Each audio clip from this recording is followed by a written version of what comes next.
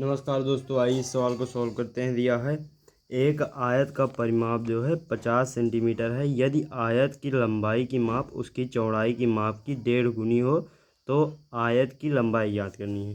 तो देखिए दोस्तों, दिया हुआ है सवाल कि आयत का जो परिमाप है, यानी कि परिमाप बराबर फार्मूला क्या होता है। परिमाप बराबर फार्मूला होता है 2 लंबाई प्लस चौड़ाई होता है फार्मूला।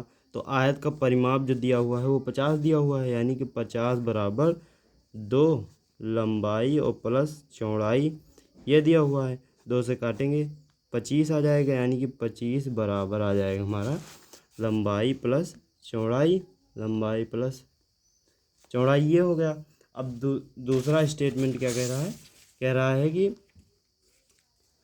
आयत की लंबाई की माप जो है, लंबाई की जो माप है, लंबाई बराबर वो चौड़ाई की 1.5 गुना है, यानी कि 1.5 चौड़ाई इतना है।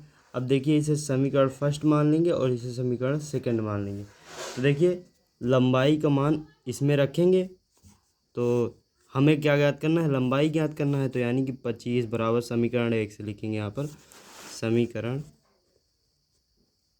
1 से, समीकरण 1 से, समीकरण 1 दिया हुआ है 25 बराबर लंबाई और प्लस चौड़ाई दिया हुआ है।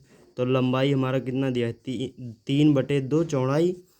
तो यानी कि 25 बराबर हो जाएगा 3/2 चौड़ाई प्लस में ये चौड़ाई हो गया। ये यहाँ पर लिख देंगे समीकरण 2 से।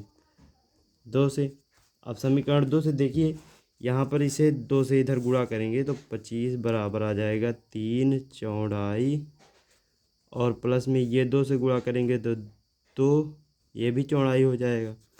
और बटे में क्या हो जाएगा, पूरे के बटे में 2 को इधर भेजेंगे तो 50 हो जाएगा। 50 बराबर और 3 2 5 चौड़ाई, काट देंगे 5 10 में 50, यानी कि चौड़ाई बराबर हमारा आ गया, चौड़ाई बराबर 10 आ गया। अब चौड़ाई का मान जो है समीकरण 2 में रख देंगे। तो यहाँ पर लिखेंगे कि समीकरण 2 में